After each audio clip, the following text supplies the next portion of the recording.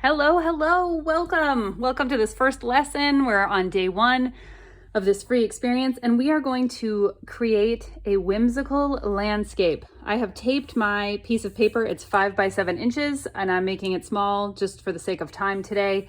You can use a bigger piece of paper if you want. I've got my size 6 round brush. Round brushes are what I use pretty much for everything. And I have sprayed my watercolor palette with my spritzer bottle to sort of, as they say, wake up the watercolors so they're ready to go. So I'm just gonna jump right in here and start painting. Depending on what colors you have available to you, I am going to start with like a green sort of aqua color. If you don't have, I don't have a turquoise in my palette, I just make my own. You can just take a green and add whatever blue you have to it and make sort of a turquoise color. And I am going to start by painting some turquoise hills. If you are familiar with my work at all, you know I leave white spaces between my my shapes. And one of the secrets of the reason I do that is so that I can keep working and keep going, because if watercolor that's wet touches other watercolor, it will bleed right into it, which I'll show you in just a second. And so when you leave the white spaces, you can work with different colors and not have any of that bleeding. So here I've simply drawn 2, which you could draw more if you wanted, 2 sort of, I'm gonna say hump shape because I don't know what else to say about them. And while they are still wet, I'm gonna take a little purple mixed into a little blue, and I'm going to do a few dots, boop, boop, boop, boop. Now this is a great way to start playing around with wet on wet watercolors. And I'm gonna sneeze. Excuse me, oh my gosh, it's allergy season here. Wet on wet watercolor simply means that you're using wet paint on wet paint. And what happens is something like this. You get this bleed sort of spread out effect. I really like that effect and I use it a lot. All right, so after this, I am going to mix up, I'm actually just gonna add more blue to my turquoise color. I'm gonna add this darker blue. You do not have to do the exact same colors as me. Of course, I like to use really fun, bright, whimsical sort of colors. Now I'm gonna draw some hill shapes. So they're going to be similar to this. These are very flat though, and these are going to be a more rounded shape, sort of just like hills. And I'm gonna do the same thing. I start at the top, paint my shape, and then I fill it in, and I just do my best not to touch these because I don't want them to bleed into each other. So I'm just painting really careful, and I did touch right there, and these are close colors, so the bleeding won't be too much trouble. And for all of these colors, you really can make any color. I have a lot of colors in my palette. You really can make any color. I'm gonna start right here and just draw another hill. You can make any color just about from your primary blue, yellow, and red colors. I like to keep a lot of colors in my palette, but like if you're trying to make a blue, well, you should have a blue because it's a primary color. If you want to make it a little more aqua, a little bit of a, or just a green color, add yellow, add a lot of yellow. For a yellow green, add a touch of yellow to get more of an aqua color. If you want to make a purple, you would add your blue and red together. I have a whole class on color mixing if that is something you want to know more about, but you don't have to use at all these colors. As I said, you can use your own combinations. And I'm going to do one more hill over here that kind of goes off the paper. Boop, boop. And I think I'm going to add a few more. Maybe I'll add some dark blue spots on top. So I'm just taking a darker blue and just doing, I don't know. I just like to do little things. If you have, later, if you have some of the optional supplies I mentioned, like the gel pens, this Signo gel pen is what I use. You could add like white dots. You could add, so this is, okay, this was all still wet. This had started to dry. See how it's not blending out as much? That's fine with me. I'm happy to let things happen the way they want, but that's what's happened. I just got a little more purple, and I'm gonna do a few little dots on top, just like I did. As the paint dries, you can paint a crisp layer on top instead of having it bleed out like that. So that is just a personal choice. I think I am going to take just a little water and just blend these up a bit, because just to make them sort of blend like the other mountain.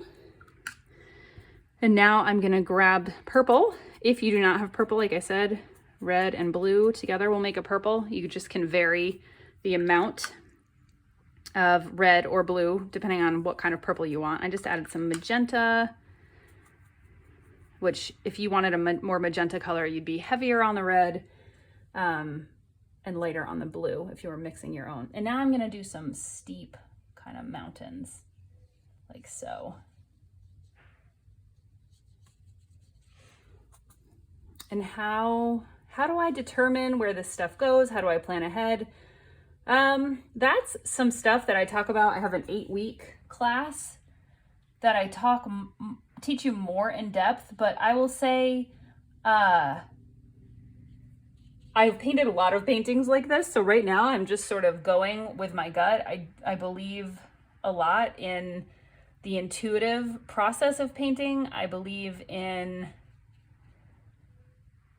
listening to, I don't know how any other way to say it other than listening to my intuition.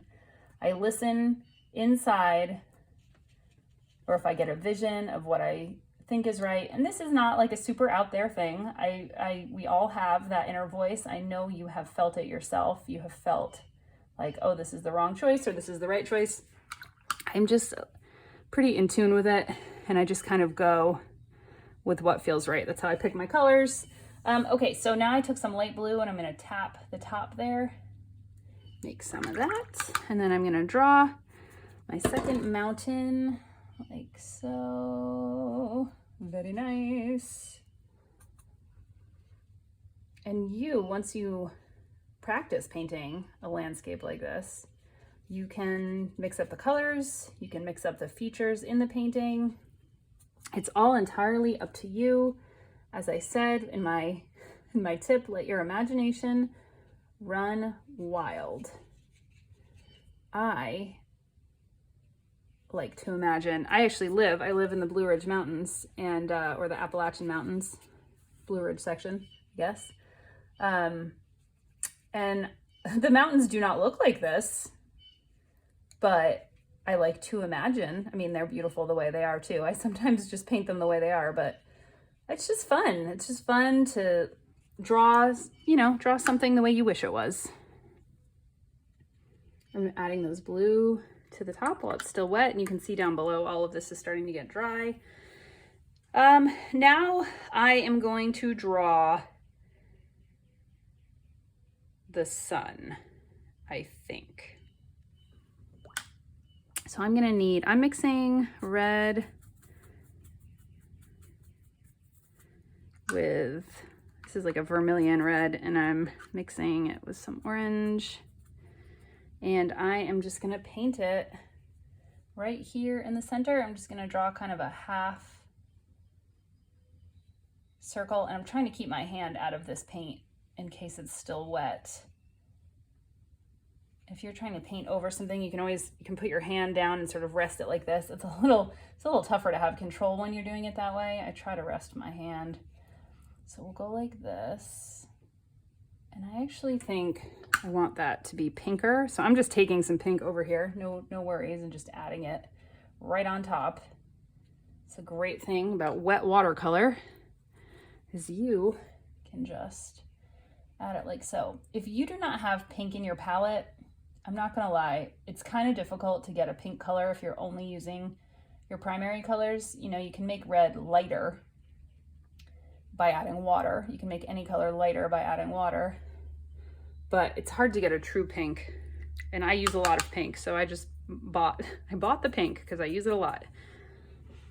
I think over here, I'm gonna just draw the edge of another mountain as if it's coming down. And I just use the tip of my brush. And can you hear the construction? They're doing construction down below. You can probably hear it through the walls. Like I said, I use this round brush. I use it for basically everything. And the great thing about the round brush for me is how versatile it is. You can make a pretty thin line, especially when you have a fresh brush, just using the tip. You also can make a thicker line by exerting pressure down, which I'll show you in just a second. So you really, to get comfortable painting, it's really about practice. I wish I could tell you so I got a little right here, so I'm just gonna go like this with my finger and brush it back, and then go back and use my purple, go like so. I tried to never let that stuff stress me out because it is not that big of a deal. The best way to get good at painting is to practice.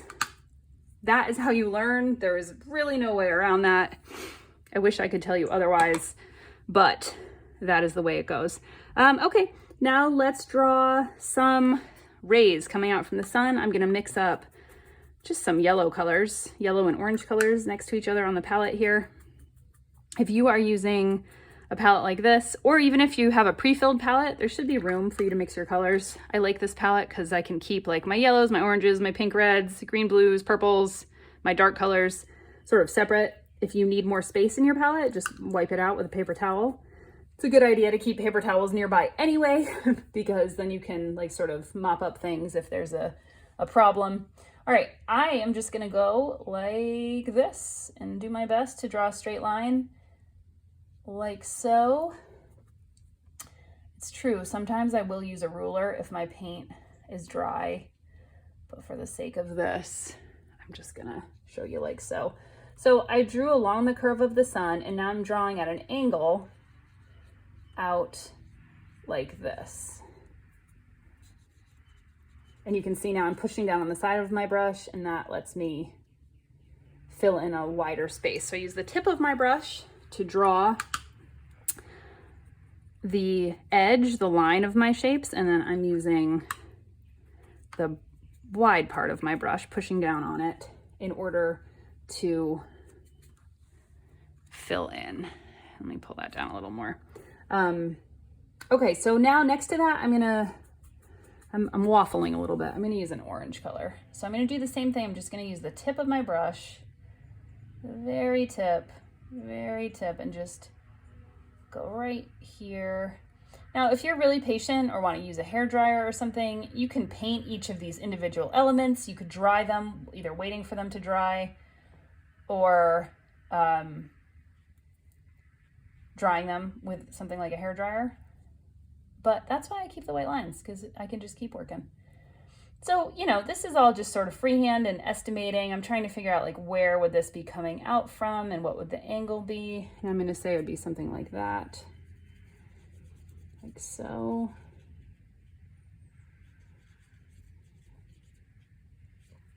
Okay.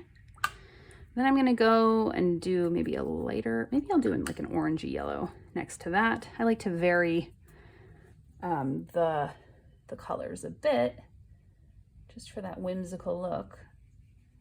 Okay, and I'm imagining like if that came out from the sun, the angle would be more like that probably. You know, making that half circle sort of shape around the sun. Very nice, okay. And then down here, I think we'll do more of a red color coming out. And like I said, if you add water, your color will get lighter. If you don't feel like you have enough color, add more of the watercolor, and that will help to make it richer and darker. Okay, now I'm gonna go on the other side here, and I'm gonna try very hard not to interrupt this wet paint. So I'm kind of guesstimating like where I want this ray to come out from, which is probably about there. And I'm gonna just draw it straight up. These don't all have to be even. They don't all have to be perfectly straight lines. This is a painting. This is not brain surgery, thankfully. If your lines are too, like if they're not smooth and straight, you need a little bit more water. if your paint is too dry, it's difficult to get that clean line.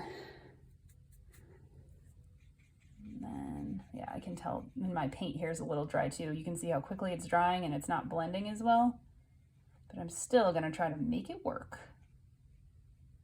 Like so. I'm thinking that's a little bit too dark. I'm gonna use, I keep rags or paper towels nearby. I'm just gonna dry that slightly, just so that that doesn't take away from the sun. And then I'm gonna add a little lemon yellow to this color.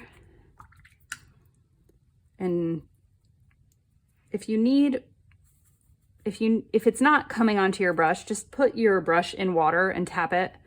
Tap, tap, tap, tap, and then it'll start to come off of the hard color and be movable. It'll work for you. It'll actually come off and let you mix it. Let's see here. So we're just estimating where this ray of sun would go. Maybe like that. Whoops, I grabbed the wrong color. That's a pretty color, I like that.